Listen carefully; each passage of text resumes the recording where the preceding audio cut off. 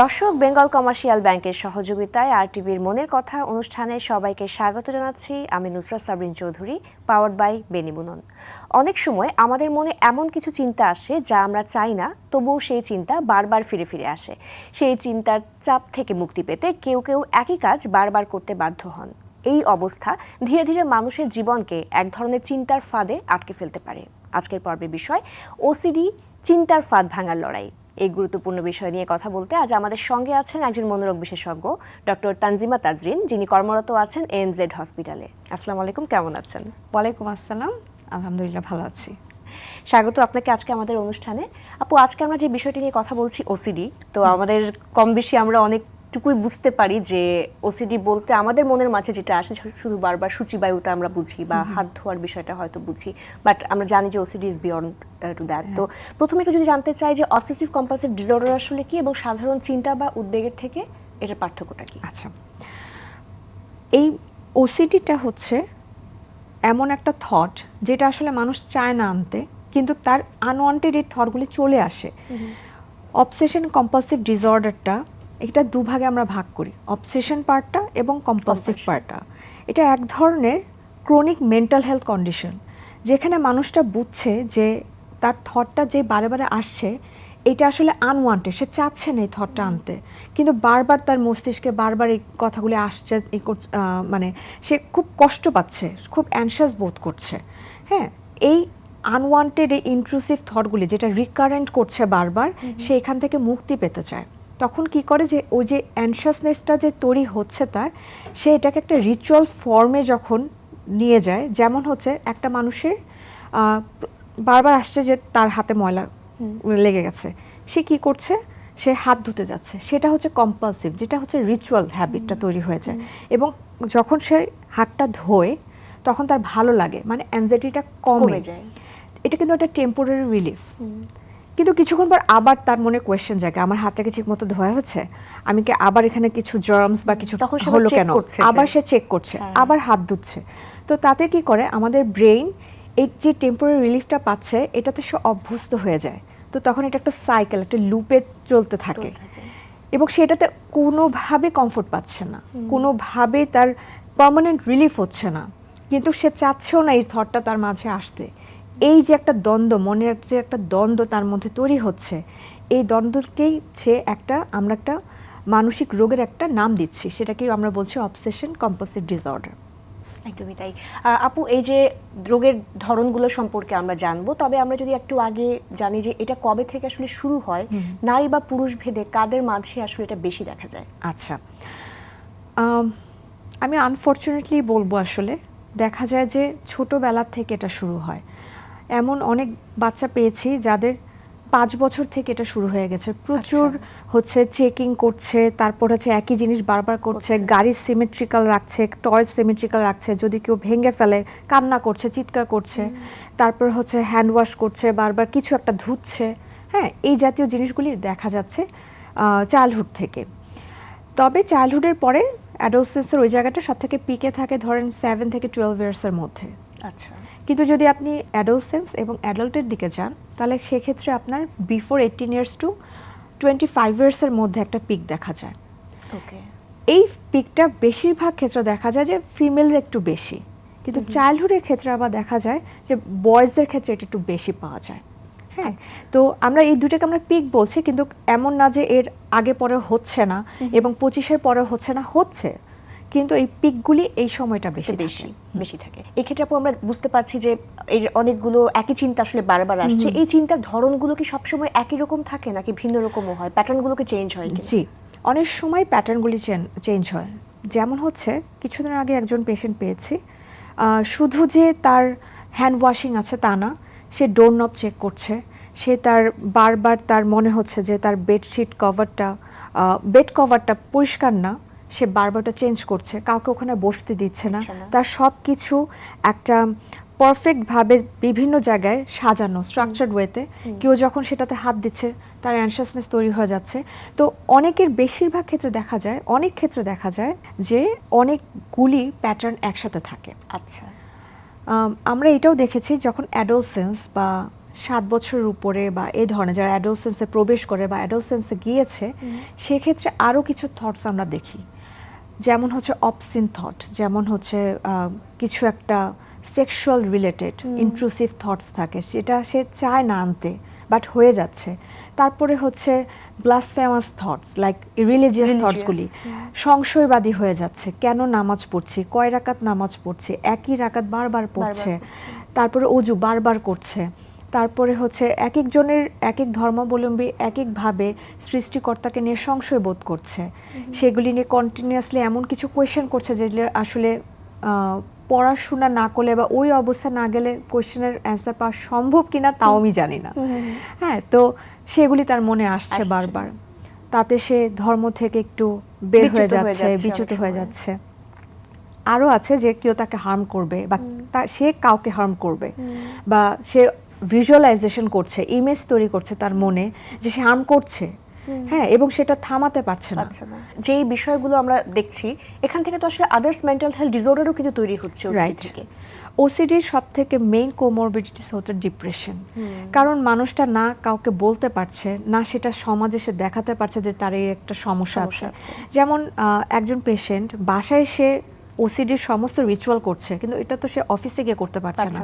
তখন সে যেই অ্যানশাসনেস, স্ট্রেসফুল একটা সিচুয়েশনের মধ্য দিয়ে পার করে, এইটাই তাকে ডিপ্রেশনের দিকে নিয়ে যায়, যে আমি কাউকে বোঝাতে পারছি না, কেউ আমাকে বুঝতে পারছে না যে আমি আসলে কি অবস্থায় আছে, কি ফিল করছি। সো এই emotional behaviour, thought process, mental, emotionally সে অনেক খুব কষ্টে থাকে, খুব নিজেকে অনেক ছোট ফিল করে, ইনফিরিয়র ফিল করে। এখান থেকে ধীরে ধীরে লো মুড, তারপরে হচ্ছে ডিপ্রেশনের যত সিমটমসগুলি থাকে, যে সেলফ ওয়ার্থনেসের সমস্যা তৈরি হয়, যে কনফিডেন্স লো হয়ে যায়, কনসেন্ট্রেশন ইস্যু হয়ে যায়, মেমোরিতে ইস্যু হয়, লস অফ অ্যাপেটাইট হয়, লস অফ ইন্টারেস্ট হয়, অনেক কিছু হয়ে যায়। ডিপ্রেশন ছাড়াও তো অবসেশন আরেকটা আছে, যে অ্যানশাসনেস তৈরি হয়ে যাচ্ছে।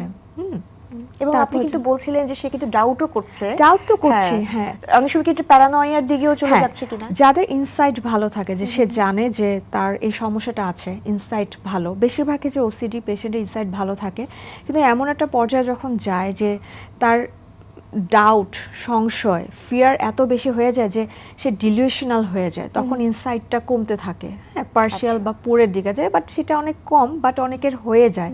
সে তখন বিভিন্ন রকম ডিলিউশনাল বিলিভের মধ্যে, ওভারভ্যালুড আইডিয়ার মধ্যে দিয়ে চলে যায় আর কি।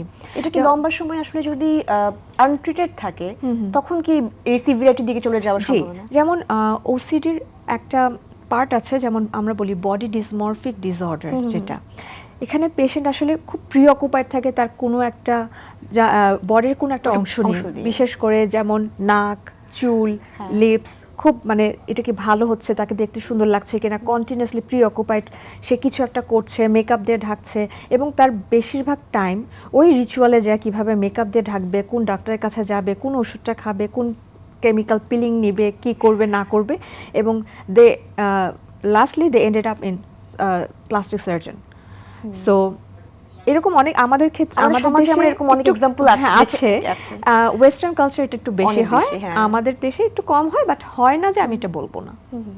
অনেক ধন্যবাদ আপু, আমরা অনেক বিষয়গুলো জানলাম। এই ক্ষেত্রে একটু যদি জানতে চাই যে কোন লক্ষণগুলো দিয়ে আসলে ইউজুয়ালি শুরু হয়, এবং আপনার ক্লিনিক্যাল এক্সপেরিয়েন্সের জায়গা থেকে যদি বলেন যে প্রগনোসিসটা আসলে কেমন, প্রথমে লক্ষণটা যদি জানেন। আচ্ছা, প্রথম লক্ষণগুলির মধ্যে আছে যে প্রথম শুরুই হয় সবার হচ্ছে আস্তে আস্তে, এটা ধীরে ধীরে ডেভেলপ করে, যে বারবার ক্লিনিং করছে, যেমন আমরা কোভিডের পর দেখছি অনেক হ্যান্ড ওয়াশিং, অনেক কিছু, আমরা ফিয়ার থেকে চলে আসছে, আমরা নিজেরাও তো কন্টিনিউয়াসলি, রাইট, অনেকের মধ্যে যে বারবার কিছু সবকিছু মুছছে, চেক করছে, তারপরে হাত ধুচ্ছে, সবাইকে মিলে হাত ধোয়াচ্ছে, এবং এখান থেকে আস্তে আস্তে সবকিছু চেকিং, ক্লিনিং, এগুলি শুরু হয়ে যায়, যে কন্টামিনেশন ফিয়ার, যেটাকে আমরা বলি ফিয়ার অফ কন্টামিনেশন।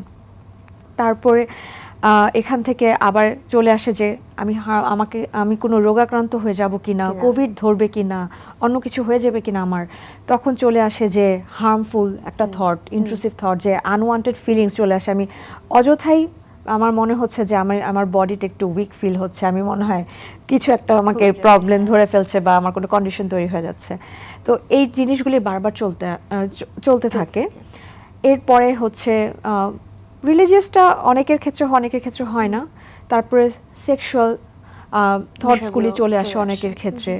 এবং তারপরে হচ্ছে আমি আপনাকে যেটা বললাম যে ডাউটের ব্যাপারটা তো অনেক বেশি থাকে, এই ডাউট থেকে তো আসলে এই ব্যাপারগুলি তৈরি হয়।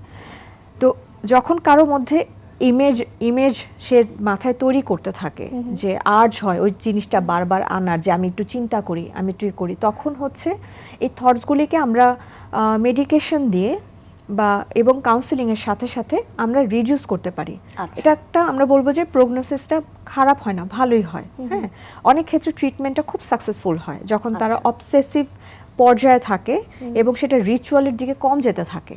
কিন্তু যখন তার রিচুয়াল জায়গাটা খুব বেশি হয়ে যায়, যে হাত ধুতে ধুতে হাতের চামড়া উঠে গেছে, সে কোনোভাবে কনসেন্ট্রেশন করতে পারছে না তার জীবনের অন্যান্য অংশে। হ্যাঁ, সে নিজেকে আইসোলেট করে ফেলছে, কারো কোথাও যাচ্ছে না, রিলেশনশিপ ইস্যু হচ্ছে, ফ্যামিলিতে ইস্যু হচ্ছে, বাচ্চারা বোঝাতে পারছে না যে সে কেন এটা ফিল করছে, সে নিজেকে বন্দি রাখছে, গুটিয়ে ফেলছে। তখন এটার প্রগনোসিসটা আমি বলবো যে না, তখন হচ্ছে আমরা একটু পুয়ার প্রগনোসিস বলি। যখন চাইল্ডহুড থেকে শুরু হয় তখন এটা একটু আমরা পুয়ার প্রগনোসিসের দিকে বলতে পারি, এবং ইনসাইটটা যখন একটু পুয়ার থাকে।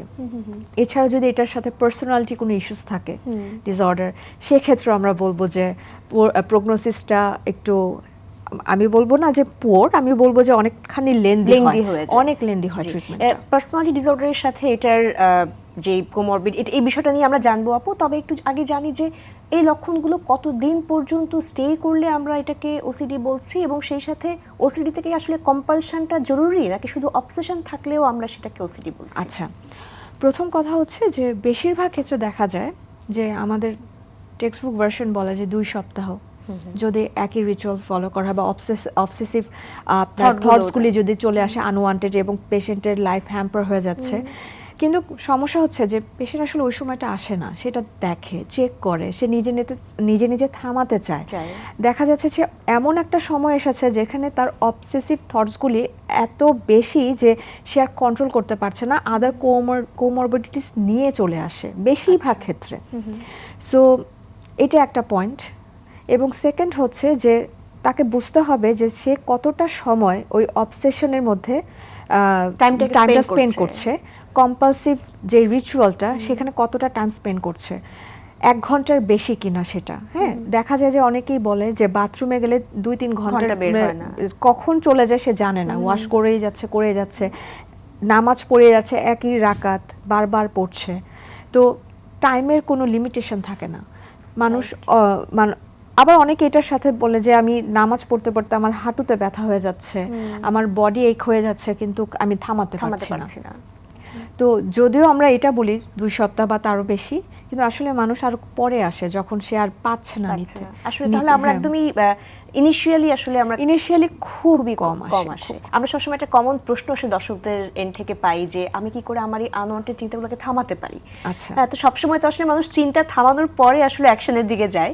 তো এইটা আসলে কি করে থামানো সম্ভব? আচ্ছা, আমাদের প্রথমে বুঝতে হবে যে আমরা যেই থটটা আমার বারবার আসছে, হ্যাঁ, এটা আমাদের ফ্যাক্ট না, এটা আনওয়ান্টেড, আমি চাই না এই থটটা, এবং আমি রেজিস্টও করতে পারি না। হ্যাঁ, তো আমাকে যেটা করতে হবে, আমাকে থটটা বুঝতে হবে যে এটা আমাকে ডিফাইন করছে না, এই থটটা আমি রিডিউস করতে পারি, পাশে রেখে জীবনটা কাটাতে পারি, কিন্তু আপনাকে অতটুকু বুঝতে হবে যে কোথায় কতটুকু গেলে আপনার মেডিকেল বা একজন মনোরোগ বিশেষজ্ঞের শরণাপন্ন হতে হবে। যখন আপনি বুঝতে পারছেন যে আপনি নিজে নিজে এই থটটাকে রিডিউস করতে পারছেন না, এবং আপনার quality of life, daily routine, আপনার রিলেশনশিপ, একাডেমিক পারফরমেন্স, জবের পারফরমেন্স, সব কিছুর উপর এটা টোটালি হ্যাম্পার করছে। আপনার মুড ইরিটেবল হয়ে যাচ্ছে, অ্যাঙ্গার হয়ে যাচ্ছে, আপনি বুঝতে পারছেন যে কেউ আপনাকে বুঝতে পারছে না, আপনি কাউকে শো করতে পারছেন না, then definitely you need to see the doctor, and then doctor will help you. যে উইথ ট্রিটমেন্ট প্রোটোকলের মধ্যে আমরা অবশ্যই বলি মেডিকেশন অ্যান্ড কাউন্সিলিং, কারণ মেডিকেশন অবশ্যই হেল্পফুল, কিন্তু কাউন্সিলিং আপনাকে কোপিং মেকানিজমগুলি শিখাবে, স্ট্রেসটা কিভাবে রিডিউস করা যায়, কিভাবে আপনার এই অবসেশনের থটগুলিকে আপনি নিজের আস্তে আস্তে স্লো ডাউন করবেন, যেটাকে আমরা খুবই ফেমাস আমাদের ক্ষেত্রে যে ERP, exposure and response prevention. তো এগুলি খুব ভালো কাজ করে মেডিকেশনের সাথে সাথে। তো দেখা যায় যারা আসলে এই দুটা কম্বিনেশনে ট্রিটমেন্টটা নেয়, সাকসেস রেট অনেক ভালো। কিন্তু যদি অনেক দেরিতে আসে বা ট্রিটমেন্টের মধ্যে ফ্লাকচুয়েশন থাকে, কখনো আমরা এরকম পাই যে নিজে নিজে ওষুধ বন্ধ করে দেয়। হ্যাঁ, এটা খুব বেশি আসলে মেন্টাল হেলথের ক্ষেত্রে খুব বেশি পাওয়া যায়। কাউন্সেলিং বন্ধ করে যায়, হয়েই তো গেল।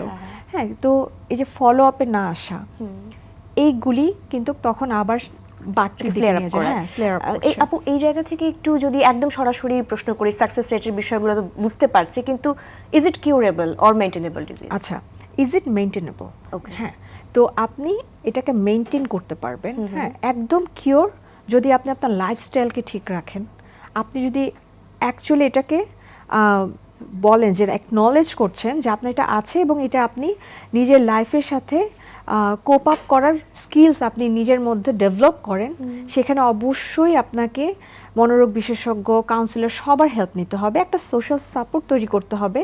তাহলে ধীরে ধীরে এটা কিউরেবলের দিকে যায়। অনেক ক্ষেত্রে আমরা পেশেন্ট পাই থাকে না, অনেক সময় চলে যায়। হ্যাঁ, কারণ সে ওটা ডেভেলপ করে ফেলেছে ওই স্কিলটা। তো এবং সে অ্যাওয়ার যে তার এই বিষয়গুলো হ্যাঁ, নিয়ে। তো আমি এটাকে দুভাবে বলবো, এটা প্রিভেন্টেবলও এবং কিউরেবল। আমি বলবো এটা মেইনটেইন করা যায়। হ্যাঁ, এটাকে স্লো ডাউনও করে রাখা। আপু, আমরা এই বিষয়ে আরো শুনবো ছোট্ট একটা বিরতি। আচ্ছা, দর্শক, বেঙ্গল কমার্শিয়াল ব্যাংকের সহযোগিতায় আপনারা দেখছেন মনের কথা অনুষ্ঠান, পাওয়ার্ড বাই বেনিবুনন। বিরতির পর আমরা গুরুত্বপূর্ণ এই বিষয়টি নিয়ে আরও আলোচনা করব। টিভির রিমোট হাতে না নিয়ে চোখ রাখুন আর টিভির পর্দায়।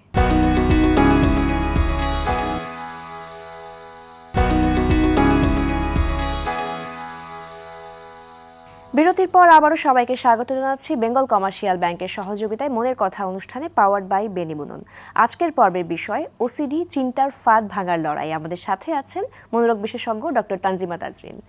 আপু, আমরা অনেকগুলো কেস সম্পর্কে জানছিলাম, একটু জানি যদি যে এটা কি আসলে রিজনটা কি ওসিডিটা হওয়ার, সেখানে জেনেটিক লোডিং থেকে শুরু করে সাইকোসোশ্যাল আরও কোনো ফ্যাক্টর থাকে কিনা, এবং পাস্ট কোনো ট্রমা বা পাস্ট কোনো ব্যাড এক্সপিরিয়েন্সের সাথেও আসলে এটার কোনো রিলেশন রয়েছে কিনা? জি, প্রত্যেকটা। যেমন হচ্ছে আমরা বলি যে জেনেটিক লোডিং বা হেরিটেবিলিটি, এটা তো একটা মেজর ফ্যাক্টর। চাইল্ডহুডের আমরা যারা বাচ্চাদের যেটা আমরা পাই, দেখা যাচ্ছে যে তার ফ্যামিলির মধ্যে এটা আছে, কারো না কারোর মধ্যে সূচিবায়িতা আছে। ফার্স্ট ডিগ্রি রিলেটিভস যেটা আমরা বলছি, তাদের মধ্যে কিছু মেন্টাল হেলথ কন্ডিশন আমরা পেয়ে থাকি যদি আমরা হিস্ট্রিটা প্রপারলি নেই। এরপরে হচ্ছে যদি আমরা বলি একটু ব্রেনের দিকে যাই, তাহলে আমরা বলবো যে ব্রেনের একটা নেটওয়ার্ক আছে, একটা নিউরাল পাথওয়ে আছে, একটা সার্কিট আছে, সেইখানে যদি একটু অ্যাবনর্মাল ডিসফাংশন তৈরি হয়ে যায় এবং কিছু কিছু নিউরো ট্রান্সমিটার আছে, ওইটার মধ্যে যদি একটু ইমব্যালেন্স তৈরি হয়ে যায়, ব্রেনের যে হরমোনসগুলি আমরা বলি, সেক্ষেত্রেও এটা হতে পারে।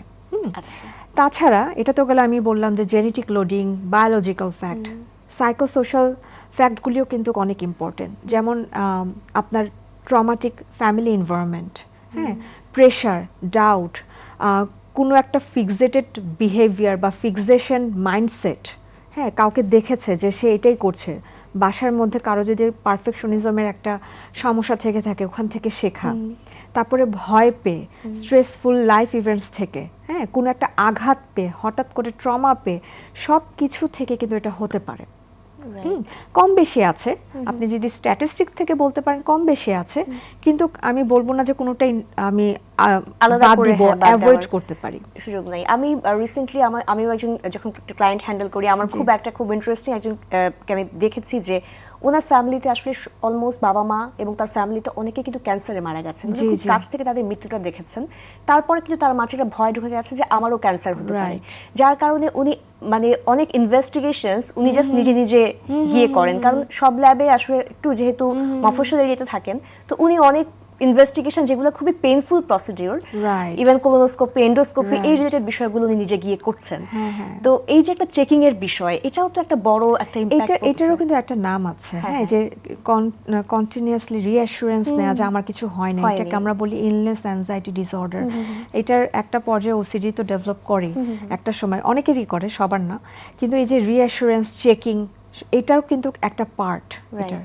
তো আমরা কি করি যে অনেক কিছুর মিশ্রণে আসলে এই জায়গাটা গিয়ে আমরা ধরা খাই।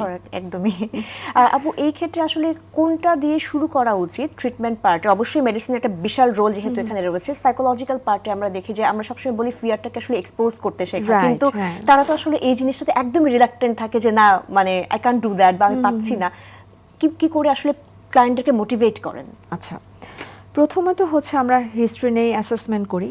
অনেক সময় দেখা যায় যদি আমরা মনে করি যে সে আর্লি চলে এসেছে, দ্যাট ইজ গুড অ্যাকচুয়ালি, যে সে বুঝতে পারছে যে তার এই প্রবলেমটা হচ্ছে। তো আমরা মনে করি যে তার সাথে যে অ্যাসেসমেন্ট করে তাকে মোটিভেট করি যে আপনি কীভাবে ট্রিটমেন্ট প্রোটোকলটা নিতে চাচ্ছেন। হ্যাঁ, আপনার কাউন্সেলিং লাগবে, আপনার মেডিকেশন লাগবে। অনেকেই আমাদেরকে এরকম আমি পেয়েছি যে বলে যে আচ্ছা কিছুদিন আমি একটু কাউন্সেলিংটা আগে করে দেখি, হ্যাঁ ট্রিটমেন্ট একটু পরে নিই, মেডিসিনটা একটু পরে খাই, ওকে ফাইন। যদি উনি ওপেন থাকে, যদি আমার মনে হয় যে আমি কাউন্সেলিংয়ে হেল্প পাচ্ছি, আমি যেটা আমার মাইল্ড ক্ষেত্রে আসলে হয়, ঠিক হয়, তখন মেডিসিন পর্যন্ত যায় না। কিন্তু বেশিরভাগ ক্ষেত্রে মেডিসিন লাগে, মেডিসিন লাগে এবং কাউন্সেলিংটার সাথে সাথে লাগে। এবং এই মেডিসিন এবং কাউন্সেলিংয়ের যে আউটকাম, এটা খুব ভালো, খুব ভালো হয়। 40% 50% উপরে হয়ে যায়। হ্যাঁ, কিন্তু মেইনটেনেন্সে গিয়ে অনেকে ধরা খেয়ে যায়, যেটা হয় না। কিন্তু অ্যালং উইথ মেডিকেশনও অনেকে নেয়, যে কাউন্সেলিং নিব না বা সামথিং। অনেকে হচ্ছে এখন ডিজিটাল মিডিয়ার দিকে মনে করে যে নিজে করে চায় যে নিজে নিজেকে কাউন্সেলিং করি। যদি অনেকে করে ভালো থাকে তো অনেক ভালো, কিন্তু অনেক সময় একটু পথ দেখায় দিতে হয়, যেটা আমি মনে করি খুব বেটার। ওরকম হলে তো আসলে কাউন্সেলিংটা খুবই ইম্পর্টেন্ট। এক্স্যাক্টলি। তো ইআরপি মেথডটা কিভাবে কাজ করে সবার ক্ষেত্রে কিন্তু একরকম ভাবে কাজ করে না। আপনি একজন পেশেন্টকে যেভাবে ইআরপি করবেন, আরেকজন পেশেন্টকে আপনি এভাবে ইআরপি করাবেন না। তারপরে যে আপনি যেটা বললেন যে কগনিটিভ ডিস্টরশন হয়ে যাওয়া, রিস্ট্রাকচারিং, রিফ্রেম করা, এটা কিন্তু আসলে একটা মানুষ ইউটিউব দেখে, চ্যাট জিপিটি দেখে, গুগল দেখে বুঝতে পারবে না যে তার কোনটা লাগবে। সেখানে অবশ্যই সাইকোথেরাপিস্ট, কাউন্সিলর, এদের হেল্প না খুবই দরকার। ওসিপিডি এটা আসলে কেমন রোগ, বা এটাকে আদৌ মানুষ কবে বুঝতে পারে, লক্ষণগুলো কেমন? আচ্ছা, ওসিপিডি হচ্ছে যে আপনি আপনার আশেপাশে দেখবেন যে ফ্যামিলির মধ্যে আমি বলতে পারি যে আমরা বলি না যে আমার মায়ের একটু সূচিবাহী রোগ আছে, আমার নানির ছিল, সবকিছু একটু পরিষ্কার রাখতো, হ্যাঁ একটু গুছায় রাখে, ওই আলমারিটা একটু সুন্দর করে সাজালে ওটা কেউ ধরলে খুব রেগে যায়, খিটমিটের স্বভাব হয়ে যায়। হ্যাঁ, তো এই যে এই ব্যাপারগুলি ছোট ছোট, যে তার ডেইলি লাইফ হ্যাম্পার করছে না, কিন্তু মাঝে মাঝে মুডের একটু ব্যালেন্সিংয়ে ইস্যু হচ্ছে, কেউ ধরলে বা ইকুয়ালি একটু রাগ করছে, কিন্তু তার অ্যাকচুয়ালি কোয়ালিটি অফ লাইফে গিয়ে এটা কোনো প্রবলেম করছে না। ডেইলি লাইফে সে ওই জিনিসটা নিয়ে 1 ঘন্টা বা 2-3 ঘন্টা মানে অনেকক্ষণ টাইম কাটাচ্ছে না, যেটাকে আমরা মেন্টাল কন্ডিশনের দিকে নিয়ে যাই। তো পার্সোনালিটি ওয়াইজ আমি বলবো যে এটা তার স্বাভাবিক একটা কার্যক্রমের মধ্যে ঘটে গেছে। তার ইরিটেশন হয়, পারফেক্ট না থাকলে ইরিটেটেড ফিল করে। তো সেক্ষেত্রে এগুলি একটু ছোটোখাটোভাবে এড়ায় যাওয়া যায়, এবং সে এটা নিজেও বুঝে। বাসার আশেপাশে সবাই বুঝে, হ্যাঁ আমার মার তো এরকম সূচিবাহী প্রবলেম আছে, আমার খালার তো আছে, আমার বড় ধরনের হয়তো ফাংশনাল ইম্পেয়ারমেন্ট হচ্ছে না, সে ওইটার জন্য অনেক অনেক ঘন্টা ইউজ করছে না, যেটা আমি বলছি যে তার কোয়ালিটি অফ লাইফ হ্যাম্পার হচ্ছে না। হ্যাঁ, সে একটু গুছায়, রান্নাঘরটা গুছায় রাখলো, কাজটা করলো, বাথরুমটা ভালো করে ধুলো। হ্যাঁ, এইসব ক্ষেত্রে আমরা তাকে বলছি। পারফেকশনিজমটা অনেক বেশি থাকে। আরেকটা জিনিস যেটা একটু প্রবলেম হয় যে ফিক্সেটেড মাইন্ডসেট, এটা একটু হয়ে যায় আর কি। তখন একটু অ্যাঙ্গারটা শো হয়, ইরিটেবল, এমনই থাকতে হবে, অন্যকে ধরলে একটু সমস্যা হয়ে যায়। তো এইসব ক্ষেত্রে আমরা বলি যে একটু ডাউট থাকে, একটু সন্দেহ প্রবণতা থাকে। হ্যাঁ, তো এই জায়গাগুলিতেই আমরা কম বেশি বলি যে এটা পার্সোনালিটি ডিসঅর্ডারের দিকে চলে যাচ্ছে। আপু, এখন যেহেতু সোশ্যাল মিডিয়া বা ডিজিটালাইজেশনের যুগ, আমরা যদি সোশ্যাল মিডিয়া বা তথ্যের অতিরিক্ত চাপ কি কখনো ওসিডির জাতীয় চিন্তাকে বাড়িয়ে দিতে পারে বলে মনে করেন কিনা? এই মুহূর্তে প্রচুর পাওয়া যাচ্ছে। সত্যিকার অর্থে একটা টার্ম ইউজ করছে এখন পেশেন্টরা, যে আমি অনেক ইনফরমেশন নিচ্ছি এক জায়গা থেকে, যেটাকে আমরা বলি টুকলিফাই করা, যে এখান থেকে নিচ্ছি, ওখান থেকে বলছি, মানে কানেকশন হচ্ছে না। সবারটাই শুনছি, ভালো ইনফরমেশন না, ভালো অ্যাওয়ারনেস ভালো, হ্যাঁ, কিন্তু মাত্রাটা কতটুকু হতে হবে, কতটুকু আপনার জন্য গ্রহণযোগ্য হবে, কতটুকুতে গিয়ে আপনার ওভার থিঙ্কিং করবেন না, ওই বাউন্ডারিটা বুঝতে হবে। যে টার্মসটা নিয়ে আমাদের কাছে আসে সেটা হচ্ছে আমি ওভার থিঙ্কিং করছি একটা জিনিস নিয়ে, একই জিনিস বারবার চিন্তা করছি, এই চিন্তাটা হচ্ছেই না, চিন্তাটা যাচ্ছেই না। এইখানে সে বারবার প্যারাডক্সের মধ্যে পড়ে যায়, যে একটা লুপের মধ্যে, যে আমি এখান থেকে এটা দেখলাম, এখান থেকে এটা দেখলাম, কতটা সত্যি কতটা মিথ্যা। হ্যাঁ, তখন মানুষ ওই ইনফরমেশনের আউটবার্স্ট বা ওভারওয়েলমড হয়ে যায়। ওভারওয়েলমড হয়ে সে ভাবে যে সে কি সঠিক ইনফরমেশন নিয়ে দিচ্ছে কিনা, ডাউট তৈরি হয়ে যায় এবং নেগেটিভ ইনফরমেশনগুলিতে ফিয়ার তৈরি হচ্ছে এবং কনস্ট্যান্টলি ওই জিনিসগুলি নিয়ে চিন্তা ভাবনা করে, নেগেটিভ থট চলে আসে এবং এগুলি সব কিন্তু অটোমেটিক, সে কিন্তু নিজের থেকে করছে, অটোমেটিক থট চলে আসে। তো হ্যাঁ, ও যদি এটা নিয়ে বেশি দিন থাকে, এটা তো ওসিডির দিকে যাওয়াটা খুবই স্বাভাবিক। এই ক্ষেত্রে আপু কি পরামর্শ দিবেন যদি সোশ্যাল মিডিয়া আমরা ইউজের ক্ষেত্রে আমাদের একটা দায়িত্বশীলতার পরিচয় তো আসলে দেওয়া উচিত, আপনি আপনার ক্লায়েন্টদেরকে বা পেশেন্টদেরকে কিভাবে আসলে? আচ্ছা, প্রথমেই তো আমরা আমাদের তো এখন কাউন্সেলিং এর প্রথম বলি যে স্ক্রিন বেশি দেখবেন না, স্ক্রিন বেশি ইউজ করবেন না, এত বেশি স্ক্রলিং করবেন না। স্ক্রলিং করলে অনেক ইনফরমেশন পাবেন, তো আপনাকে বুঝতে হবে যে স্ক্রলিং থামাতে হবে, বিকজ ইট ইজ ডুম স্ক্রলিং, এটা আসলে খুব দেখি, রাইট, কেন স্ক্রল করছি আমি নিজেও জানি না। এক্স্যাক্টলি, সো আপনাকে বুঝতে হবে যে আপনাকে থামতে হবে, because it is a never ending scrolling, right, সব ইনফরমেশন আপনি পাবেন। তো প্রথমে আপনাকে এই ব্যাপারটা আপনাকে অ্যাকসেপ্ট করতে হবে, একনলেজ করতে হবে যে আপনি এটা করছেন।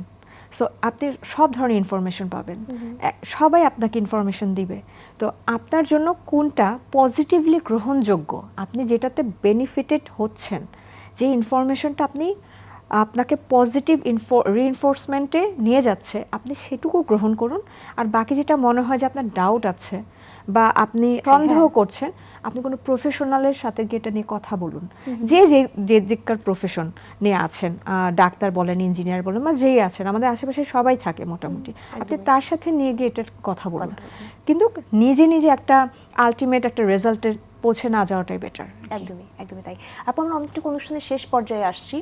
পুরোটা সময় জুড়ে কিন্তু একটা ওয়ার্ড খুব আসছিল যে পারফেকশনিজম। হ্যাঁ, তো এটা কি আসলে একটা রিস্ক ফ্যাক্টর কিনা, যে অনেকে খুব পারফেক্ট থাকতে পছন্দ করেন এবং মনে করেন যে আমার everything should be like this, তো এটা আসলে রিস্ক কতটা বাড়ায়? রিস্ক বাড়ায়, কারণ আপনি যদি সব কিছুতেই পারফেক্ট চান, একটা মানুষ আসলে পারফেক্ট হতে পারে না সব জায়গা থেকে, এটা আমাদেরকে বানানো হয়নি এভাবে।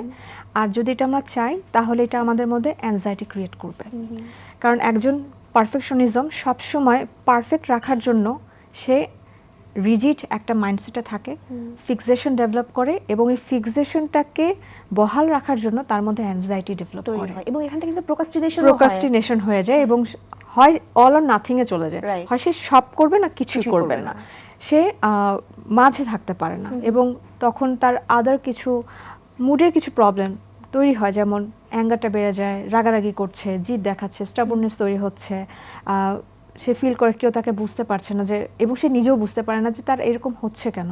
তো অলওয়েজ সে একটা ইমোশনাল স্ট্রাগলিংয়ের মধ্য দিয়ে চলে যাচ্ছে এবং সেটা সে দেখাবেও না।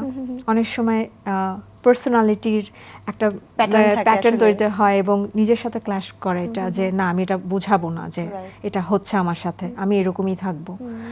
তো সেক্ষেত্রে হচ্ছে সে নিজেই অনেক সাফার করে, মনোকষ্টটা অনেক বেশি থাকে। তার মানে আসলে আমরা সবকিছু ফিক্স করার মানসিকতা থেকে আসলে বের হয়ে আসা, কারণ আমরা তো নিজেরাই মানুষ হিসেবে তো পারফেক্ট না আসলে। একদমই একদমই। আপু, আমরা যেহেতু শেষ পর্যায়ে চলে আসছি, একটু জানতে চাই যে এই যে জটিল চিন্তার ফাঁদে আসলে আমরা আটকে যাই প্রায় সময় না চাইতেও, জীবনে ছোট ছোট কোন কোন অভ্যাসগুলো আসলে তৈরি করা উচিত যাতে আমরা এই চিন্তা থেকে আমাদের মাইন্ডটা আসলে শিফট করতে পারি বা ডিস্ট্র্যাক্ট করতে পারি নিজেকে, একটু যদি বলেন। আচ্ছা, আমি সবসময় পেশেন্টকে দুটা কথা বলি, যে যখন কাউন্সেলিং করি, যে আপনি ওই দিনটার আপনি সব থেকে ভালো কোন কাজগুলি করেছেন, ছোট ছোট কাজগুলি, যে এটা আপনাকে খুশি দিয়েছে, ভালো লেগেছে আপনার, হ্যাঁ, পজিটিভ অ্যাফার্মেশন, তখন নিজেকে আপনার ভালো ফিল হবে যে না আমি একটা ভালো কাজ করেছি। গ্র্যাটিটিউড শো করা আরেকটা ভালো কাজ, নিয়মিত বিশ্রাম নেওয়া, হ্যাঁ, অহেতুক চিন্তাটা যদি আসেও আপনাকে বুঝতে হবে এটা কি আদৌ আমাকে কাজে দিবে কিনা, আমার কি কোনো লাভ হচ্ছে কিনা, সেটাতে আপনাকে সেটা বুঝতে হবে। তো যেহেতু ওসিডি আসলে ইরেশনাল থটসগুলি আসে, তো আপনাকে এইখানে চলে আসতে হবে যে আমি যে এটা করছি এটা কি লজিক্যাল কিনা। সে নিজেই তখন ইনসাইটটা ওইখানেই তো ইনসাইটটা, যে সে বুঝবে যে না এটা লজিক্যাল না, তাকে এটা বুঝতে হবে এবং সেই হিসাবে সে স্ট্রেস ম্যানেজমেন্ট স্কিল ডেভেলপ করতে হবে, যেটা অবশ্যই একজন প্রফেশনালের হেল্প নেওয়া খুব জরুরি। এবং আমি বলবো যে সে একটা রুটিন লাইফ ডেভেলপ করতে পারে, তার হবিজের দিকে সে ফোকাস করতে পারে, মাইন্ডফুলনেস এক্সারসাইজ এগুলি করতে পারে। তো অনেকভাবে আসলে এখান থেকে বের হওয়া সম্ভব। সে নিজের লাইফে এগুলি যদি অ্যাকোমোডেট করে পজিটিভলি, সে এখান থেকে ধীরে ধীরে ধীরে ধীরে বের হবে। এটা তো অবশ্যই মানে আমরা তো এটা অনেক আশাবাদী এখান থেকে। অনেক ধন্যবাদ, আমরাও আশাবাদী। আপু, যেহেতু একদম শেষ পর্যায়ে দর্শকদের উদ্দেশ্যে যদি কিছু বলেন, যে যারা মানসিক স্বাস্থ্য সমস্যায় ভুগছে তারা তাদের নিজেদের সচেতনতা বাড়াতে এবং পাশের মানুষটির জন্য আসলে কি করতে পারে? আচ্ছা দর্শক, আমি জানি যে এখন ইনফরমেশন সবাই পায়, সবার হাতে ইনফরমেশন থাকে, কিন্তু আপনাকে বুঝতে হবে যে কোন ইনফরমেশনটা আপনি গ্রহণ করবেন, কোন ইনফরমেশনটা আপনি গ্রহণ করবেন না। সেক্ষেত্রে যদি আপনার কাছে মনে হয় যে এই ধরনের কিছু কিছু সিমটমস, লক্ষণ আপনি পাচ্ছেন আপনার মধ্যে, যেটা হয়তো বা বেশি সিভিয়ারের দিকে না, বাট হতে পারে যেটা আপনার প্রতিদিন আপনার দৈনন্দিন জীবনকে হ্যাম্পার করছে, আপনার কোয়ালিটি অফ লাইফকে ইন্টারাপ্ট করছে, তবে অবশ্যই আপনি একজন প্রফেশনালের সাহায্য নিন, তার সাথে কথা বলুন, দেখুন, চিনুন আপনি, তার সাথে কথা বলে আপনি জানুন যে আপনার সাথে আসলে কি ঘটছে। একজন প্রফেশনাল পার্সনই আপনাকে এখান থেকে সঠিক পথ দেখাতে পারে। যদি প্রয়োজন হয় সে আপনাকে ট্রিটমেন্টের ক্ষেত্রে মেডিকেশন দিতে পারে, আপনাকে কাউন্সেলিং করাতে পারে, কিন্তু অবশ্যই আমি বলবো যে একজন প্রফেশনালের কাছে যাওয়া খুবই জরুরি যদি এই লক্ষণগুলি আপনার মধ্যে থেকে থাকে বা আপনার আশেপাশের মানুষের মধ্যে আপনি পেয়ে থাকেন। ধন্যবাদ। অনেক ধন্যবাদ। আশা করছি আজকের আলোচনা থেকে দর্শকরা অনেক বেশি সমৃদ্ধ হয়েছেন। জি, ধন্যবাদ আপনার সময়ের জন্য। খুব ভালো থাকবেন। জি, ওয়ালাইকুম। দর্শক, আজকের আলোচনার মাধ্যমে আমরা জানলাম ওসিডি এমন একটি মানসিক চ্যালেঞ্জ যেখানে মানুষ অনেক সময় নিজের চিন্তার সাথেই এক ধরনের লড়াইয়ের মধ্যে থাকেন। কিন্তু গুরুত্বপূর্ণ বিষয় হলো এই সমস্যাকে লুকিয়ে রাখা নয়, বরং বোঝা, স্বীকার করা এবং প্রয়োজন হলে পেশাদার সহায়তা নেওয়াই সুস্থতার পথে এগিয়ে যাওয়ার প্রথম ধাপ। দর্শকদের ধন্যবাদ আমাদের সঙ্গে থাকার জন্য। আজকের মতো বিদায় নিচ্ছি বেঙ্গল কমার্শিয়াল ব্যাংক নিবেদিত আরটিভির মনের কথা অনুষ্ঠান থেকে, পাওয়ার্ড বাই বেনিবুনন। সবাই ভালো থাকুন, সুস্থ থাকুন, দেশকে ভালোবাসুন আর অবশ্যই নিজেকে মাদক মুক্ত রাখুন।